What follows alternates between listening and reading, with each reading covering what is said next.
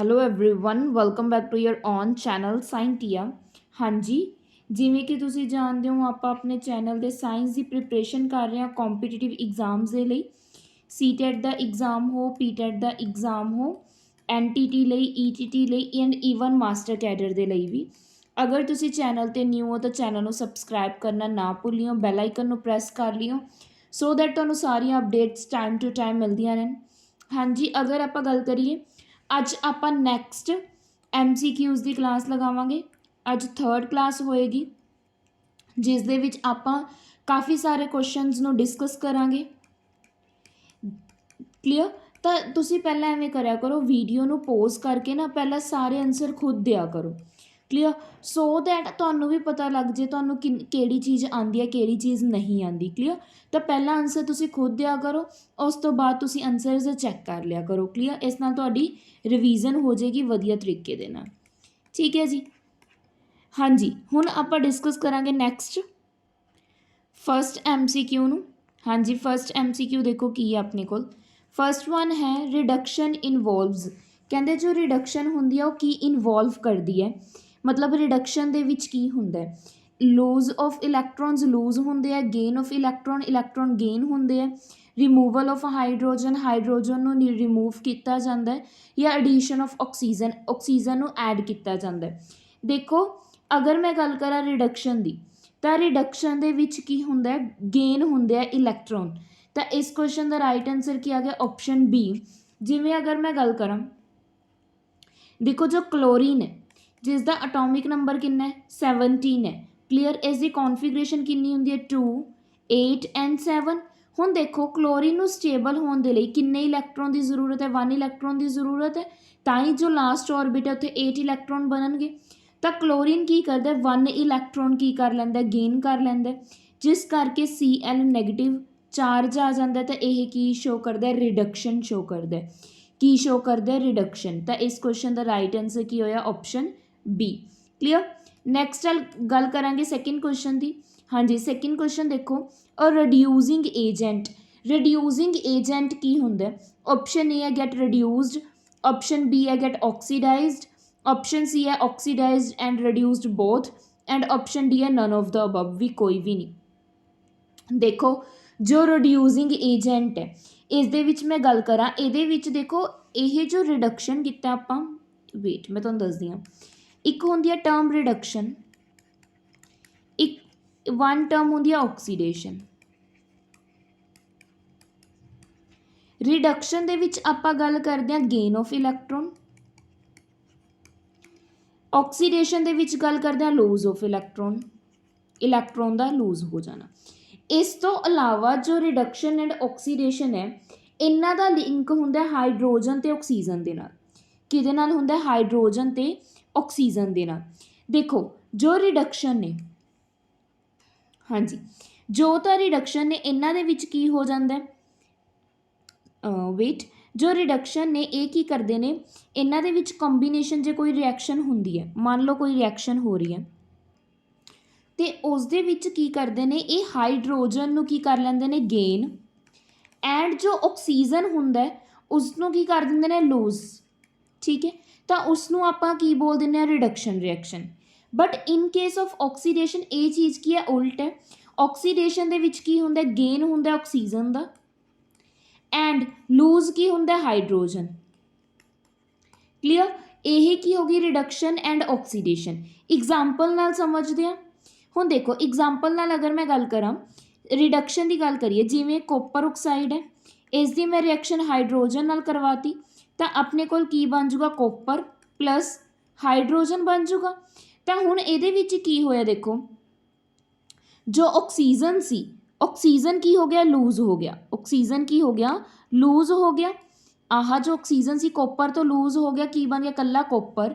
ਤੇ ਅਗਰ ਆਪਾਂ ਗੱਲ ਕਰੀਏ ਇੱਥੇ ਵਾਟਰ ਆਊਗਾ H2O, ਕਿਹਦੇ ਨਾਲ ਜਾ ਕੇ ਰਲ ਗਿਆ, ਹਾਈਡਰੋਜਨ ਦੇ ਨਾਲ। ਇਸ ਨੂੰ ਆਪਾਂ ਕੀ ਕਹਿ ਦਿੰਦੇ ਹਾਂ, ਰਿਡਕਸ਼ਨ ਰਿਐਕਸ਼ਨ।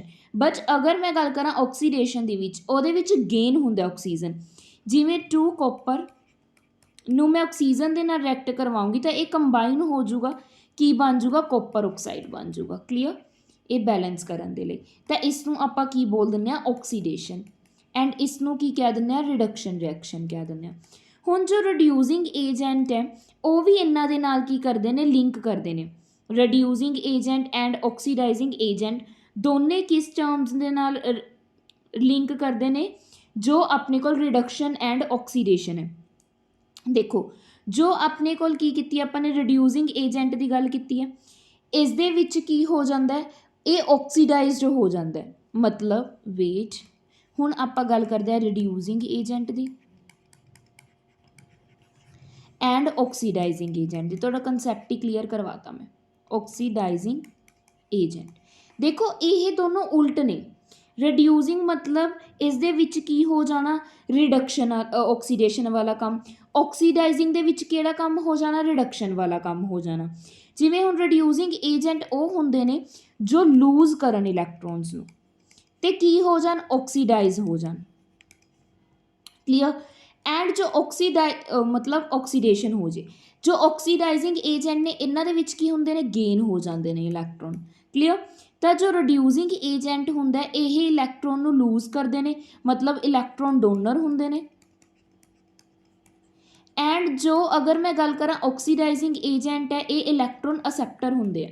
ਇਲੈਕਟ੍ਰੋਨ ਨੂੰ ਕੀ ਕਰਦੇ ਨੇ, ਅਸੈਪਟ ਕਰਦੇ ਨੇ, ਅਸੈਪਟਰ ਹੁੰਦੇ ਆ। ਕਲੀਅਰ, ਸਮਝ ਆਇਆ ਸਾਰਾ ਕੁਝ। ਹੁਣ ਆਪਾਂ ਜੋ ਆਪਣਾ ਕੁਐਸਚਨ ਸੀ ਉਸ ਨੂੰ ਦੇਖ ਲੈਂਦੇ ਹਾਂ।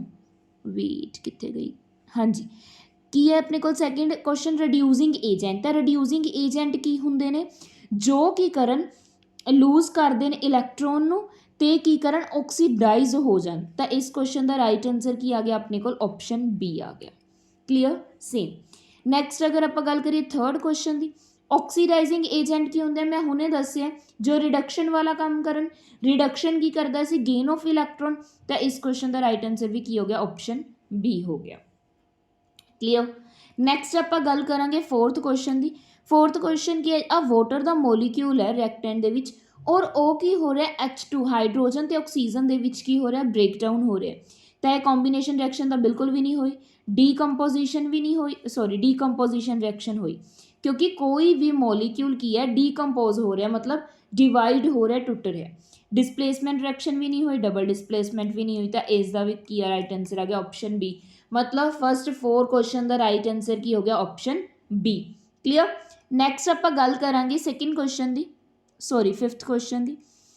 ਨੇਮ ਅ ਨੈਚੁਰਲ ਇੰਡੀਕੇਟਰ, ਕਹਿੰਦੇ ਇੱਕ ਨੈਚੁਰਲ ਇੰਡੀਕੇਟਰ ਦਾ ਨੇਮ ਦੱਸੋ। ਆਪਸ਼ਨਸ ਹੈ blue litmus, red litmus, litmus and lichens. ਦੇਖੋ ਇਸ ਕੁਐਸਚਨ ਦਾ ਰਾਈਟ ਆਨਸਰ ਕੀ ਹੈ, ਲੀਚਨਸ। ਲੀਚਨਸ ਤੋਂ ਹੀ ਲਿਟਮਸ ਬਣਦਾ ਹੈ।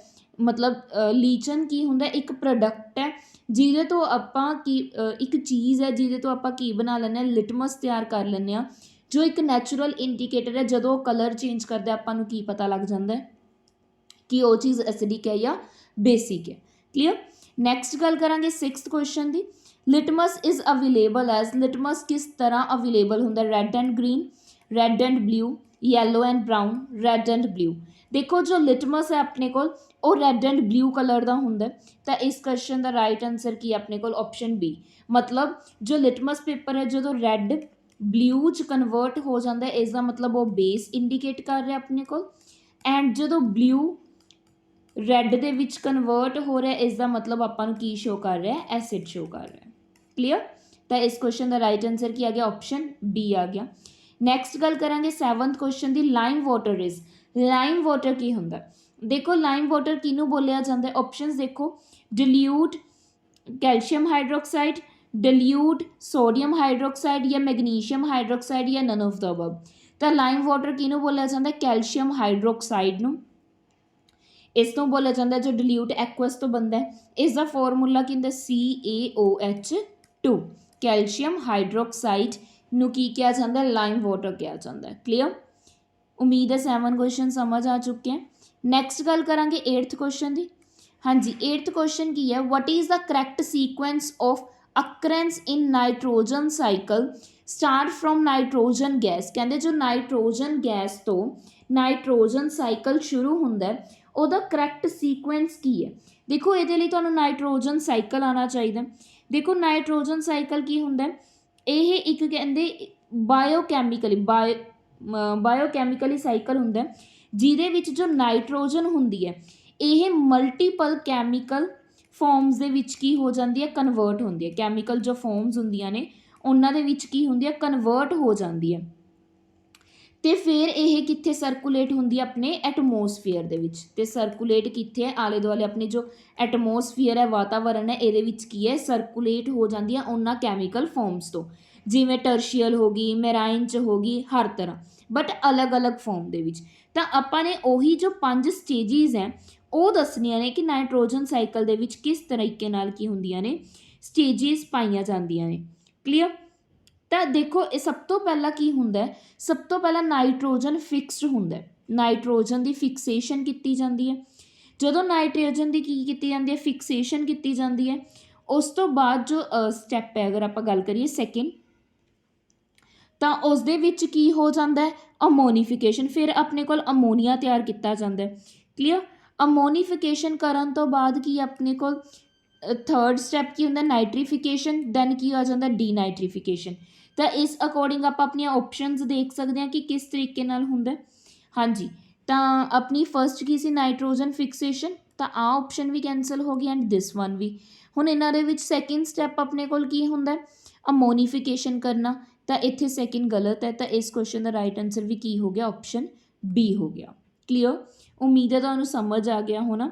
ਨਾਈਟ੍ਰੋਜਨ ਸਾਈਕਲ ਤੁਹਾਨੂੰ ਆਉਂਦਾ ਹੋਊਗਾ। ਮੈਂ ਇੱਕ ਵਾਰ ਫਿਰ ਵੀ ਡਾਇਗਰਾਮ ਬਣਾ ਦਿੰਦੀ ਹਾਂ।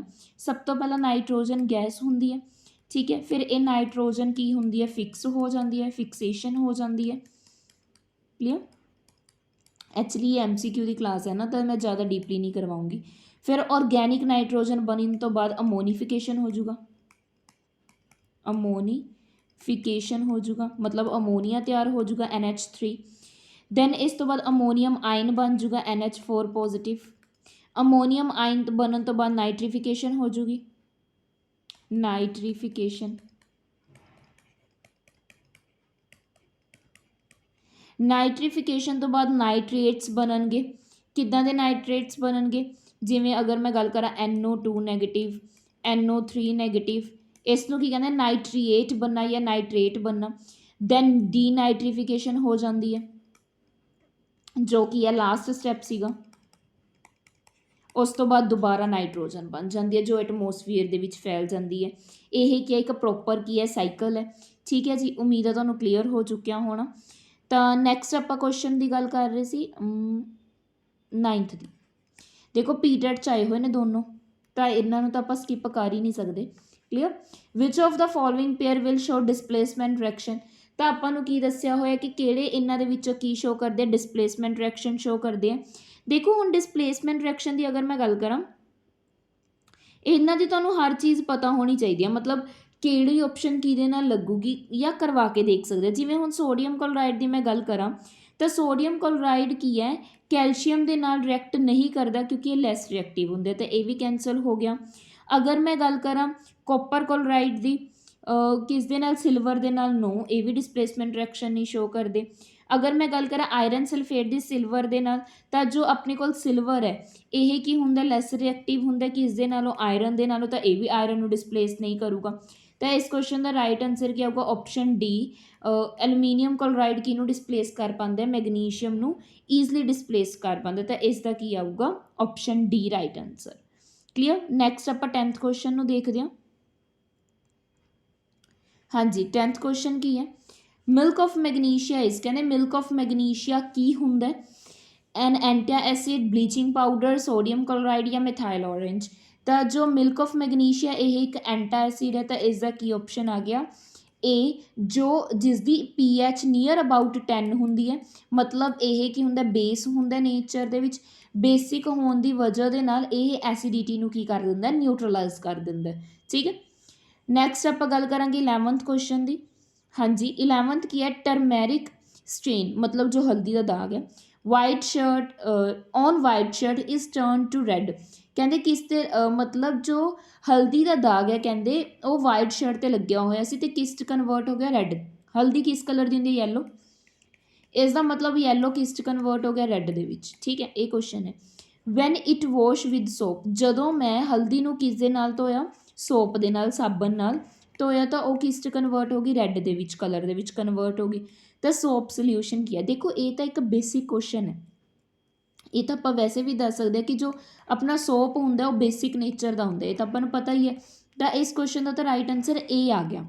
ਬਟ ਵੈਸੇ ਜੋ ਟਰਮੈਰਿਕ ਹੈ ਉਹ ਇੱਕ ਨੈਚੁਰਲ ਇੰਡੀਕੇਟਰ ਹੈ। ਜੋ ਹਲਦੀ ਹੈ ਉਹ ਕੀ ਹੈ, ਨੈਚੁਰਲ ਕੀ ਹੈ, ਕੁਦਰਤੀ ਇੰਡੀਕੇਟਰ ਹੈ। ਠੀਕ ਹੈ, ਨੈਚੁਰਲ ਇੰਡੀਕੇਟਰ ਹੈ। ਤਾਂ ਕੁਦਰਤੀ ਇੰਡੀਕੇਟਰ ਹੋਣ ਦੀ ਵਜ੍ਹਾ ਦੇ ਨਾਲ ਇਹ ਜੋ ਟਰਮੈਰਿਕ ਹੈ ਇਹ ਕੀ ਮਤਲਬ ਇਹ ਕੀ ਹੁੰਦੀ ਹੈ, ਐਸਿਡ ਨੇਚਰ ਦੀ ਹੁੰਦੀ ਹੈ। ਜੋ ਟਰਮੈਰਿਕ ਹੈ ਇਹ ਕੀ ਹੁੰਦੀ ਹੈ, ਐਸਿਡ ਦੇ ਵਿੱਚ ਕੀ ਹੋ ਜਾਂਦੀ ਹੈ, ਕਨਵਰਟ, ਮਤਲਬ ਇਹ ਰੈੱਡ ਦੇ ਵਿੱਚ ਕਨਵਰਟ ਹੋ ਗਈ। ਕਿਉਂ? ਕਿਉਂਕਿ ਇਹ ਨਿਊਟਰਲਾਈਜ਼ ਕਰਨਾ ਚਾਹੁੰਦੀ ਸੀ ਬੇਸ ਨੂੰ। ਕਿਸ ਨੂੰ ਨਿਊਟਰਲਾਈਜ਼ ਕਰਨਾ ਚਾਹੁੰਦੀ ਸੀ? ਬੇਸ ਨੂੰ।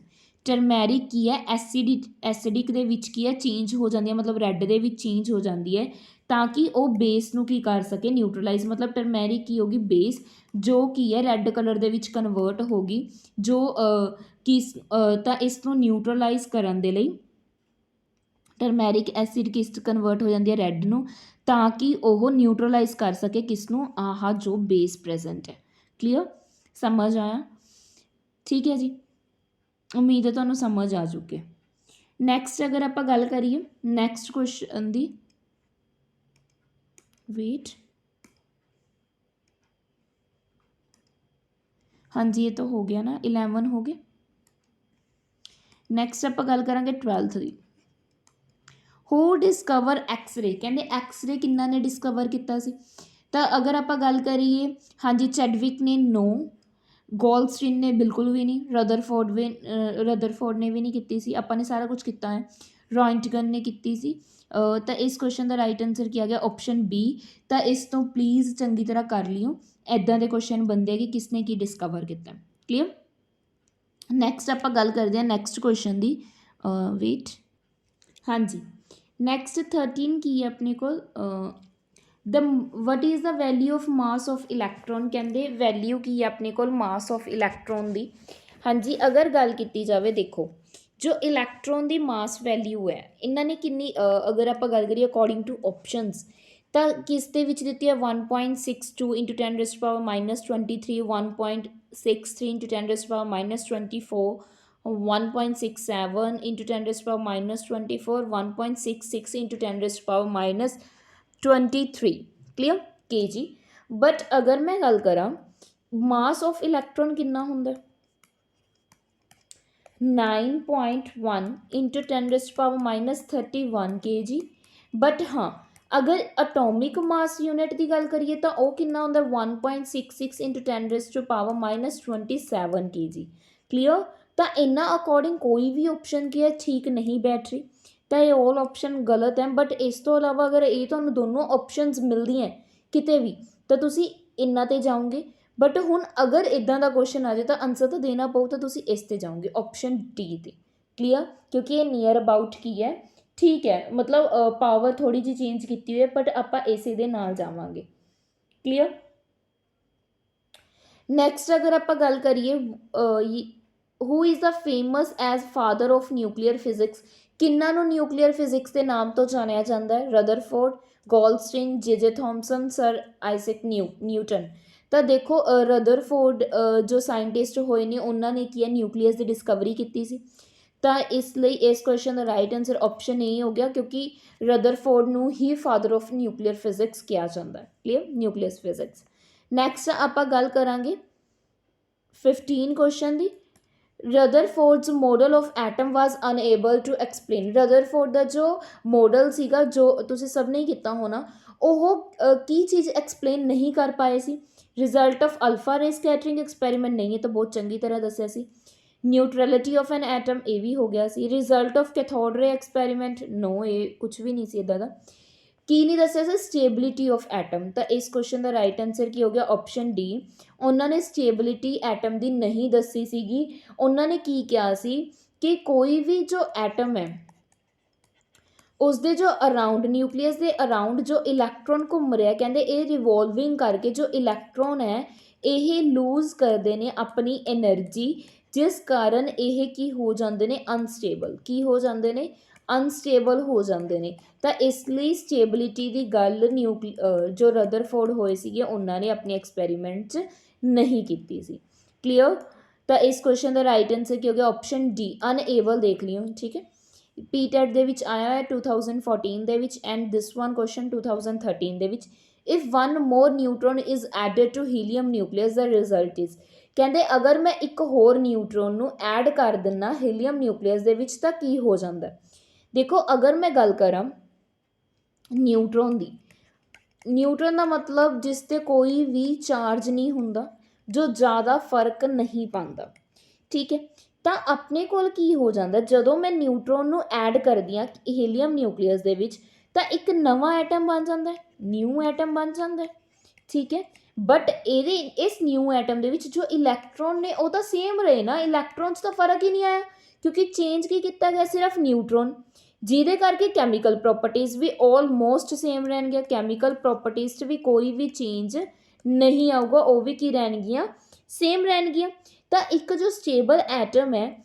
ਜਿਹਦੇ ਕੋਲ ਕੀ ਨੇ ਐਕਸਟਰਾ ਨਿਊਟਰੋਨ ਨੇ ਜਦੋਂ ਕਿਸੇ ਕੋਲ ਐਕਸਟਰਾ ਨਿਊਟਰੋਨ ਨੇ ਤਾਂ ਉਹ ਕੀ ਬਣ ਜਾਂਦਾ ਆਈਸੋਟੋਪ ਬਣ ਜਾਂਦਾ ਕੀ ਬਣ ਜਾਂਦਾ ਉਸੇ ਐਟਮ ਦਾ ਆਈਸੋਟੋਪ ਬਣ ਜਾਂਦਾ ਆਈਸੋਟੋਪ ਪਤਾ ਨਾ ਆਪਾਂ ਨੂੰ ਜਿਸ ਦਾ ਐਟੋਮਿਕ ਨੰਬਰ ਸੇਮ ਹੋਵੇ ਬਟ ਮਾਸ ਨੰਬਰ ਕੀ ਹੋਵੇ ਅਲੱਗ ਮਾਸ ਨੰਬਰ ਕਿਹਦੇ ਕਰਕੇ ਚੇਂਜ ਹੁੰਦਾ ਹੈ ਨਿਊਟਰੋਨਸ ਕਰਕੇ ਠੀਕ ਹੈ ਜਾਂ ਪ੍ਰੋਟੋਨਸ ਕਰਕੇ ਤਾਂ ਇਸ ਲਈ ਉਹ ਆਈਸੋਟੋਪ ਹੀ ਹੋਊਗਾ ਉਸੇ ਐਟਮ ਦਾ ਤਾਂ ਅਗਰ ਆਪਾਂ ਗੱਲ ਕਰੀਏ ਹੀਲੀਅਮ ਨਿਊਕਲੀਅਸ ਲਿਆ ਤਾਂ ਰਿਜ਼ਲਟ ਵੀ ਹੀਲੀਅਮ ਹੀ ਆਊਗਾ ਤਾਂ ਇਸ ਕੁਐਸਚਨ ਦਾ ਰਾਈਟ ਆਨਸਰ ਬੀ ਔਰ ਇਹ ਕੁਐਸਚਨ ਨੋਟ ਕਰ ਲਓ ਇੰਪੋਰਟੈਂਟ ਹੈ ਇੱਦਾਂ ਦੇ ਕੁਐਸਚਨ ਆ ਜਾਂਦੇ 2013 ਚ ਹੀਲੀਅਮ ਪੁੱਛਿਆ ਐਤਕੀ ਕੁਝ ਹੋਰ ਪੁੱਛ ਸਕਦੇ ਆ ਪਤਾ ਥੋੜੀ ਚੱਲਦਾ ਠੀਕ ਹੈ ਜੀ ਕਲੀਅਰ ਨੈਕਸਟ ਆਪਾਂ ਗੱਲ ਕਰਦੇ ਹਾਂ ਆਈ ਥਿੰਕ 17 ਕੁਐਸਚਨ ਦੀ ਗੱਲ ਕਰਨੀ ਹੈ ਉਹ ਕੁਐਸਚਨ ਆਈ ਥਿੰਕ ਕੰਪਲੀਟ ਹੋ ਚੁੱਕੇ हैं ਵੇਟ 15 क्वेश्चन से जस्ट अ सेकेंड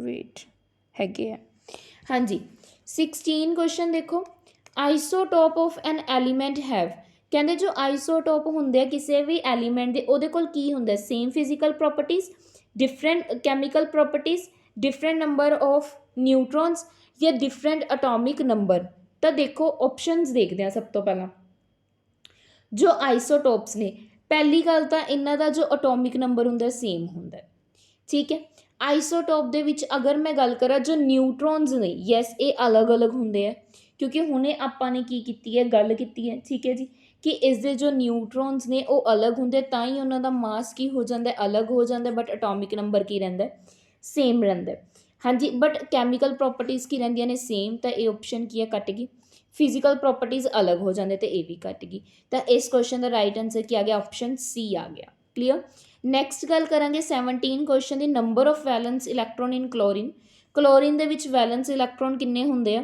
हाँ जी अगर मैं गल करा क्लोरीन के एटॉमिक नंबर की आई थिंक ये मैं करवा चुकी हाँ क्लोरीन का एटॉमिक नंबर 17287 तो अगर गल की जाए number of valence electron chlorine दे मतलब क्लोरीन नूं किन्ने इलैक्ट्रॉन चाहिए है स्टेबल होने के लिए या आपां की कह सकते हैं लास्ट ऑर्बिट दे विच किन्ने इलैक्ट्रॉन है तो देखो अगर मैं गल करा क्लोरीन की तो वैलेंस इलैक्ट्रॉन दे विच किन्ने नंबर ऑफ वैलेंस इलैक्ट्रॉन ने वेट आई थिंक आपां पहला भी किया होया कि वैसे तो क्लोरीन दे अगर आपां गल करिए टोटल इलैक्ट्रॉन मतलब 18 हो जाते अगर कॉन्फिगरेशन की गल करिए इसकी यही बैठूगी बट इस दे विच की है ना तो देखो 16 ना अगर आप गल करिए 17 18 भी रोंग है अगर यदा क्लोरीन के वैसे तो 7 ने बट अगर क्लोरीन आयन आ जाता तो एक इलैक्ट्रॉन गेन कर लेंगे ने ना तो ये वैलेंस इलैक्ट्रॉन किन्ने बन जाते हैं 8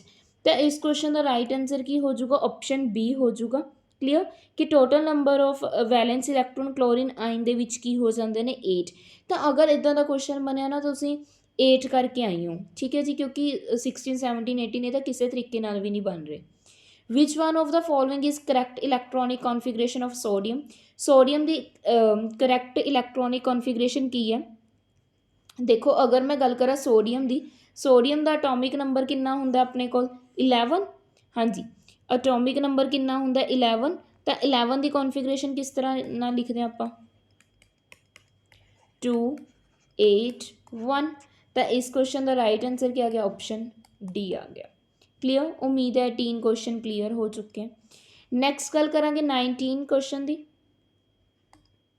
19 देखो 19 क्वेश्चन की कहते इंपॉर्टेंट ने, जिन्ने भी हम क्वेश्चन करांगे सारे इंपॉर्टेंट ने, ये सारे इंपॉर्टेंट। ਤਾਂ 19 क्वेश्चन की कहते कहते चार्ज ऑन बीटा रेस ਤੇ ਕੀ ਚਾਰਜ ਹੁੰਦਾ।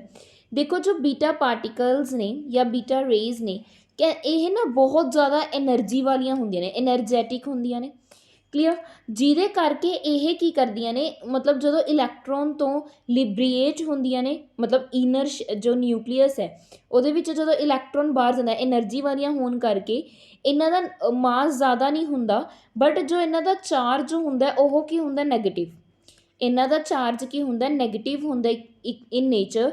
ਤਾਂ ਜੋ ਨਿਊਟਰੋਨ ਹੈ, ਜੋ ਆਪਣੇ ਕੋਲ ਕੀ ਹੁੰਦਾ, ਨਿਊਟਰੋਨ ਹੈ, ਉਹ ਕੀ ਹੁੰਦਾ, ਸਪਲਿਟ ਹੋ ਜਾਂਦਾ, ਮਤਲਬ ਟੁੱਟ ਜਾਂਦਾ। ਕਿਹਦੇ ਵਿੱਚ, ਇੱਕ ਪ੍ਰੋਟੋਨ ਦੇ ਵਿੱਚ ਟੁੱਟ ਜਾਂਦਾ ਜੋ ਆਪਣੇ ਕੋਲ ਨਿਊਟਰੋਨ ਨਿਊਕਲੀਅਸ ਦੇ ਵਿੱਚ ਪ੍ਰੈਜ਼ੈਂਟ ਹੈ, ਇੱਕ ਤਾਂ ਉਹ ਪ੍ਰੋਟੋਨ ਦੇ ਵਿੱਚ ਸਪਲਿਟ ਹੋ ਜਾਂਦਾ ਐਂਡ ਇੱਕ ਇਲੈਕਟ੍ਰੋਨ ਦੇ ਵਿੱਚ ਸਪਲਿਟ ਹੋ ਜਾਂਦਾ ਜਦੋਂ ਬੀਟਾ ਰੇਜ਼ ਕੀ ਹੁੰਦੀਆਂ ਨੇ, ਅਮਿਟ ਹੁੰਦੀਆਂ ਨੇ। ਤਾਂ ਕਿਹੜੀ ਰੇਜ਼ ਨਿਕਲਦੀਆਂ ਨੇ, ਨੈਗੇਟਿਵ, ਮਤਲਬ ਚਾਰਜ ਕਿਹੜਾ ਹੁੰਦਾ, ਨੈਗੇਟਿਵ। ਤਾਂ ਇਸ ਕੁਐਸਚਨ ਦਾ ਰਾਈਟ ਆਨਸਰ ਕੀ ਹੈ, ਆਪਸ਼ਨ ਬੀ। ਐਂਡ ਅਗਰ ਮੈਂ ਗੱਲ ਕਰਾਂ ਚਾਰਜ ਔਨ ਗਾਮਾ ਰੇਜ਼, ਦੇਖੋ ਜੋ ਗਾਮਾ ਰੇਜ਼ ਨੇ, ਅਗਰ ਮੈਂ ਇਹਦੀ ਗੱਲ ਕਰਾਂ, ਜੋ ਗਾਮਾ ਰੇਜ਼ ਨੇ ਇਹ ਨਾ ਮਤਲਬ ਚਾਰਜ ਦੀ ਅਗਰ ਗੱਲ ਕੀਤੀ ਜਾਵੇ ਇਹਨਾਂ 'ਤੇ ਕੋਈ ਵੀ ਚਾਰਜ ਨਹੀਂ ਹੁੰਦਾ। ਕਿਉਂ, ਅਗਰ ਜੋ ਗਾਮਾ ਰੇਜ਼ ਨੇ ਇਹ ਅਨਚਾਰਜ ਹੁੰਦੀਆਂ ਨੇ ਕਿਹਦੇ ਵਿੱਚ, ਇਲੈਕਟ੍ਰੋਮੈਗਨੈਟਿਕ ਰੇਡੀਏਸ਼ਨਸ ਦੇ ਵਿੱਚ। ਤਾਂ ਇਸ ਕੁਐਸਚਨ ਦਾ ਰਾਈਟ ਆਨਸਰ ਕੀ ਹੋ ਗਿਆ, ਆਪਸ਼ਨ ਡੀ ਹੋ ਗਿਆ। ਕਿਉਂਕਿ ਜਿਹੜੀਆਂ ਵੇਵਜ਼ ਆਉਂਦੀਆਂ ਨੇ ਹਾਈ ਫਰੀਕੁਐਂਸੀ ਦੀਆਂ ਇਸ ਸਪੈਕਟਰਮ ਦੇ ਵਿੱਚ, ਉਹਨਾਂ ਦਾ ਕੋਈ ਵੀ ਮਾਸ ਹੀ ਨਹੀਂ ਹੁੰਦਾ। ਹੁਣ ਜਦੋਂ ਕੋਈ ਮਾਸ ਨਹੀਂ ਹੁੰਦਾ ਤਾਂ ਉਸ 'ਤੇ ਚਾਰਜ ਵੀ ਨਹੀਂ ਹੁੰਦਾ। ਤਾਂ ਇਸ ਕੁਐਸਚਨ ਦਾ ਰਾਈਟ ਆਨਸਰ ਕੀ ਆ ਗਿਆ, ਆਪਸ਼ਨ ਸੀ ਆ ਗਿਆ। ਕਲੀਅਰ। ਐਂਡ ਅਗਰ ਅਲਫਾ ਰੇਜ਼ ਦਾ ਪੁੱਛ ਲੈਣ ਤਾਂ ਉਸ 'ਤੇ ਕਿਹੜਾ ਚਾਰਜ ਹੁੰਦਾ, ਪੋਜ਼ੀਟਿਵ ਚਾਰਜ। ਠੀਕ ਹੈ। ਨੈਕਸਟ ਆਪਾਂ ਗੱਲ ਕਰਾਂਗੇ 21 ਕੁਐਸਚਨ ਦੀ। ਆਇਨਸਟਾਈਨਸ ਇਕੁਏਸ਼ਨ ਇਜ਼, ਕਹਿੰਦੇ ਆਇਨਸਟਾਈਨ ਦੀ ਕੀ ਇਕੁਏਸ਼ਨ ਹੁੰਦੀ ਹੈ, E is equal to half mv square, E is equal to mgh, ਮਤਲਬ energy is equal to half mc square ਜਾਂ E is equal to mc square. ਦੇਖੋ ਅਗਰ ਮੈਂ ਇਸ ਕੁਐਸਚਨ ਦੀ ਗੱਲ ਕਰਾਂ ਤਾਂ ਆਪਣੇ ਕੋਲ ਆਹ ਤਾਂ ਕਿਨੈਟਿਕ ਐਨਰਜੀ ਦੀ ਇਕੁਏਸ਼ਨ ਹੈ ਜੋ ਆਇਨਸਟਾਈਨ ਨਾਲ ਕੋਈ ਇੰਨਾ ਲਿੰਕ ਨਹੀਂ ਸੀਗਾ। ਇਹ ਪੋਟੈਂਸ਼ੀਅਲ ਐਨਰਜੀ ਦੀ ਇਕੁਏਸ਼ਨ ਹੈ, ਇਹ ਵੀ ਗਲਤ ਹੈ। ਤਾਂ ਇਸ ਕੁਐਸਚਨ ਦੇ according E is equal to half mc square ਕੋਈ ਇਕੁਏਸ਼ਨ ਨਹੀਂ ਹੋਈ। ਤਾਂ ਇਸ ਕੁਐਸਚਨ ਦਾ ਰਾਈਟ ਆਨਸਰ ਕੀ, option D, E is equal to mc square ਜੋ ਆਇਨਸਟਾਈਨ ਦੁਆਰਾ ਐਨਰਜੀ ਦੀ ਇਕੁਏਸ਼ਨ ਦਿੱਤੀ ਗਈ ਸੀਗੀ। ਕਲੀਅਰ। ਨੈਕਸਟ ਆਪਾਂ ਦੇਖਦੇ ਹਾਂ ਨੈਕਸਟ ਕੁਐਸਚਨਸ। ਵੇਟ 22 ਹਾਂਜੀ 22 ਕੀ ਹੈ, name a person who invent atomic number. Atomic number ਕਿੰਨਾ ਨੇ ਇਨਵੈਂਟ ਕੀਤਾ ਸੀ, ਇਹ ਪੁੱਛਿਆ ਗਿਆ। ਦੇਖੋ ਤੁਹਾਨੂੰ ਇਨਵੈਂਸ਼ਨਸ ਸਭ ਦੀਆਂ ਪਤਾ ਹੋਣੀਆਂ ਚਾਹੀਦੀਆਂ ਨੇ। ਕਿਸ ਨੇ ਕੈਥੋਡ ਬਾਰੇ ਦੱਸਿਆ, ਮਤਲਬ ਕੈਟਾਈਨ ਬਾਰੇ, ਐਨਾਇਨ ਬਾਰੇ, ਜਾਂ ਅਗਰ ਆਪਾਂ ਗੱਲ ਕਰੀਏ ਨਿਊਟਰੋਨ, ਸਾਰਾ ਕੁਝ ਹਰ ਚੀਜ਼ ਤੁਹਾਨੂੰ ਪਤਾ ਹੋਣੀ ਚਾਹੀਦੀ ਹੈ, ਵਰਨਾ ਐਗਜ਼ਾਮ 'ਚ ਇੱਕ ਅੱਧਾ ਨੰਬਰ ਜੋ ਵੀ ਇਹਦਾ ਬਣਦਾ ਉਹ ਕੱਟ ਜੂਗਾ। ਠੀਕ ਹੈ। ਤਾਂ ਇਹ ਵਾਲੀਆਂ ਚੀਜ਼ਾਂ ਤੁਸੀਂ ਜ਼ਰੂਰ ਕਰਕੇ ਜਾਣੀਆਂ ਨੇ। ਕਲੀਅਰ। ਤਾਂ ਹੁਣ ਆਪਾਂ ਨੂੰ ਕੀ ਪੁੱਛਿਆ, ਜਿਨ੍ਹਾਂ ਨੇ ਕੀ ਹੈ ਅਟੋਮਿਕ ਨੰਬਰ ਇਨਵੈਂਟ ਕੀਤਾ ਸੀ। ਦੇਖੋ ਅਗਰ ਮੈਂ ਗੱਲ ਕਰਾਂ ਅਟੋਮਿਕ ਨੰਬਰ ਦੀ, ਆਪਾਂ ਇਸ ਤਰੀਕੇ ਨਾਲ ਲਿਖਦੇ Z, ਉੱਪਰ ਕੀ ਹੁੰਦਾ A। ਜੋ Z ਹੈ ਅਟੋਮਿਕ ਨੰਬਰ ਹੈ, ਕਿਸ ਤਰੀਕੇ ਨਾਲ ਆਪਾਂ ਨੂੰ ਪਤਾ ਲੱਗਦਾ ਕਿ ਕਿੰਨੇ ਨੰਬਰ ਆਫ ਇਲੈਕਟ੍ਰੋਨ ਨੇ, ਕਿੰਨੇ ਨੰਬਰ ਆਫ ਕੀ ਨੇ, ਇਲੈਕਟ੍ਰੋਨ ਨੇ। ਉਸ ਤੋਂ ਆਪਾਂ ਨੂੰ ਕੀ ਪਤਾ ਲੱਗਦਾ ਹੈ, ਕਿਸੇ ਵੀ ਚੀਜ਼ ਦਾ ਅਟੋਮਿਕ ਨੰਬਰ ਪਤਾ ਲੱਗ ਜਾਂਦਾ। ਕਲੀਅਰ। ਤਾਂ ਇਹ ਚੀਜ਼ ਬਾਰੇ ਗੱਲ, ਅਟੋਮਿਕ ਨੰਬਰ ਬਾਰੇ ਗੱਲ ਪੀਰੀਓਡਿਕ ਟੇਬਲ ਦੇ ਵਿੱਚੋਂ ਜਿੰਨੇ ਵੀ ਐਲੀਮੈਂਟਸ ਨੇ ਕਿੰਨਾ ਨੇ ਕੀਤੀ ਸੀ, ਮੂਜ਼ਲੇ ਨੇ। ਕਲੀਅਰ। ਕਿਉਂਕਿ ਅਗਰ ਆਪਾਂ ਗੱਲ ਕਰੀਏ, ਮੂਜ਼ਲੇ ਇੱਕ ਸਾਇੰਟਿਸਟ ਹੋਏ ਸੀ ਜਿਨ੍ਹਾਂ ਨੇ 1913 ਦੇ ਵਿੱਚ ਐਕਸਰੇ ਦਾ ਸਪੈਕਟਰਾ, ਐਕਸਰੇ ਦੇ ਜੋ ਸਪੈਕਟਰਾ ਸੀ ਉਸ ਤੋਂ ਕੀ ਹੈ ਅਟੋਮਿਕ ਨੰਬਰਸ ਦੀ ਇਨਵੈਂਸ਼ਨ ਕੀਤੀ ਸੀ 1913 ਦੇ ਵਿੱਚ। ਤਾਂ ਇਸ ਕੁਐਸਚਨ ਦਾ ਰਾਈਟ ਆਨਸਰ ਕੀ ਹੋ ਗਿਆ, ਆਪਸ਼ਨ ਡੀ ਹੋ ਗਿਆ। ਨੈਕਸਟ ਆਪਾਂ ਗੱਲ ਕਰਾਂਗੇ 23 ਕੀ ਹੈ, ਐਜ਼ ਵੀ ਮੂਵ ਅਵੇ from the nucleus the energy of the orbit. ਕਹਿੰਦੇ ਜਦੋਂ ਆਪਾਂ ਨਿਊਕਲੀਅਸ ਤੋਂ ਦੂਰ ਜਾਂਦੇ ਹਾਂ, ਜਦੋਂ ਆਪਾਂ ਨਿਊਕਲੀਅਸ ਤੋਂ ਦੂਰ ਜਾਂਦੇ ਹਾਂ ਤਾਂ ਜਿੰਨੇ ਵੀ ਔਰਬਿਟਸ ਨੇ ਉਹਨਾਂ ਵਿੱਚ ਜੋ ਇਲੈਕਟ੍ਰੋਨ ਪ੍ਰੈਜ਼ੈਂਟ ਹੈ, ਇਹਨਾਂ ਦੇ ਵਿਚਕਾਰ ਕੀ ਹੁੰਦੀ ਹੈ, ਅਟਰੈਕਟਿਵ ਫੋਰਸਿਸ ਹੁੰਦੀਆਂ ਨੇ, ਮਤਲਬ ਆਕਰਸ਼ਿਤ ਫੋਰਸਿਸ ਹੁੰਦੀਆਂ ਨੇ, ਮਤਲਬ ਇੱਕ ਦੂਜੇ ਨੂੰ ਕੀ ਕਰਦੇ ਨੇ, ਖਿੱਚਦੇ ਨੇ। ਤਾਂ ਜੋ ਇਹ ਅਟਰੈਕਟਿਵ ਫੋਰਸਿਸ ਹੈ, ਜੋ ਇਲੈਕਟ੍ਰੋਨ ਜੋ ਕੀ ਹੈ ਦੂਰ ਵਾਲੇ ਔਰਬਿਟਸ 'ਤੇ ਹੋਣਗੀਆਂ, ਉਹ ਕੀ ਹੋਈ ਜਾਊਗੀ, ਘਟੀ ਜਾਊਗੀ। ਠੀਕ ਹੈ। ਫਰੋਮ ਦਾ ਨਿਊਕਲੀਅਸ ਕੀ ਹੈ, ਉਹ ਘਟੀ ਜਾਊਗੀ ਕਿਉਂਕਿ ਦੂਰ ਹੋਈ ਜਾਂਦੇ ਨੇ ਨਿਊਕਲੀਅਸ ਤੋਂ। ਓਬਵੀਅਸਲੀ ਗੱਲ ਹੈ, ਜੋ ਚੀਜ਼ ਦੂਰ ਹੋਊਗੀ ਉਹਦੇ ਕੋਲ ਘੱਟ ਪਹੁੰਚੂਗੀ।